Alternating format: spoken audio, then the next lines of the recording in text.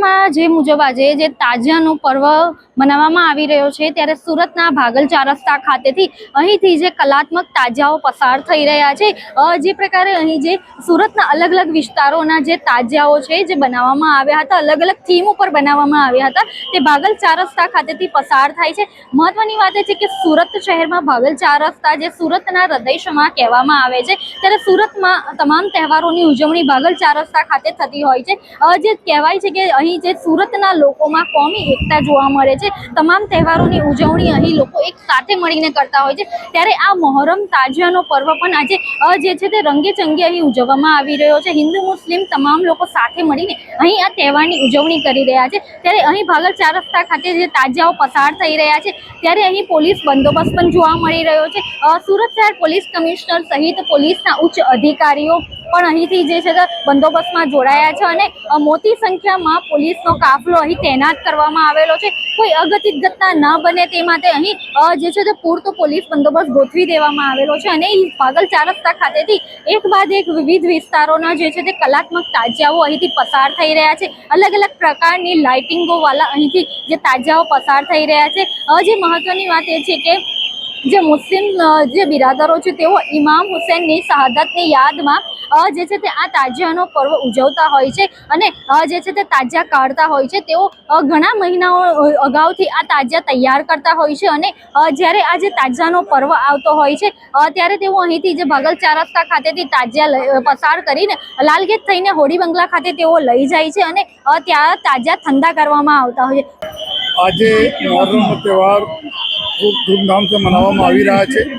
અને જો રાજમાર્ગ છે આપણા ભાગળ ઉપર તો તમામ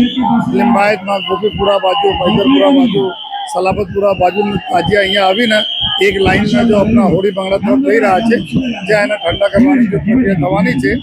અને હજારોની સંખ્યામાં જનમેદની અહીંયા છે। ખાસ કરીને જો સારી અમારા લોકો માટે ખુશીની બાબત છે કે બહેનો અને બાળકો બી ખૂબ મોટી સંખ્યામાં જોડાય છે આ તહેવારમાં અને સમગ્ર પ્રક્રિયા ખૂબ સારી રીતે ચાલી રહી છે જો અને અત્યારે જો ઠંડા કરવાની પ્રક્રિયા ચાલુ થઈ, ઘણા બધા તાજિયા ત્યાં પહોંચી ગયા છે। પોલીસનો બંદોબસ્ત તમામ શહેરમાં અલગ અલગ ચપ્પે ઉપર રાખવામાં આવેલા છે જો અને જો તાજિયા કમિટી છે, તમામ અલગ અલગ તાજિયાના જેટલા બી આયોજકો છે આ પોલીસ સાથે ખૂબ સારા સંકલન કરી રહ્યા છે અને અમે વિશ્વાસ છે કે આ સારા માહોલમાં તાજિયાના સમગ્ર જો પ્રસંગ મોહર્રમનો તહેવાર પૂર્ણ થશે। આજે સુરત શહેરમાં મોહરમનો તહેવાર ઉજવાઈ રહ્યો છે અને તાજિયાઓ ભાગળ ચાર રસ્તા પરથી પસાર થઈ રહ્યા છે। કલાક પહેલાં 2 કલાક પહેલાં કોમી એકતાના કાર્યક્રમમાં મેયર સાહેબ, CR પાટીલ સાહેબ, દર્શનાબેન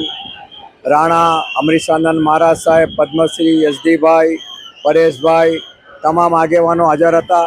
અને કોમી એકતાનો મેસેજ આપ્યો। અત્યારે આપ જુઓ છો તો શહેરના તમામ એરિયાના તાજિયાઓ, લિંબાયતના તાજિયા પણ ટાવર પર આવી ગયા છે, એટલે ખૂબ સારી વ્યવસ્થા પોલીસ કમિશનર સાહેબ અને પોલીસે કરી છે અને અત્યારે અહીંયાથી મોટા તાજિયા જેને કહેવાય કે સલાબતપરા, સગરામપરા અને કાજાદાના સાહેબ એરિયામાંથી જે તાજિયા આવી રહ્યા છે એ મોટા તાજિયાઓ પસાર રહ્યા છે અને ખૂબ જો આપ હિન્દુ, મુસ્લિમ, શીખ, ઈસાઈ ફેમિલી બધું રસ્તા પર છે, એ આ સુરતનું અહોભાગ્ય છે અને હું એના માટે પોલીસ કમિશનર શ્રી ગેહલોત સાહેબને ખૂબ અભિનંદન આપું।